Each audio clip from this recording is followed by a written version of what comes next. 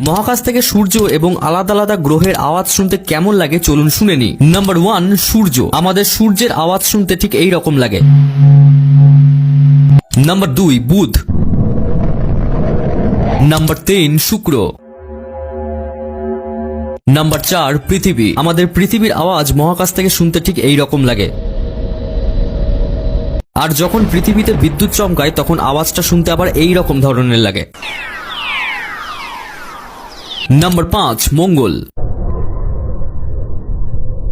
Number 6, বৃহস্পতি। মানে আমাদের সোলার সিস্টেমের সবচেয়ে বড় গ্রহের আওয়াজ শুনতে ঠিক এই রকম লাগে।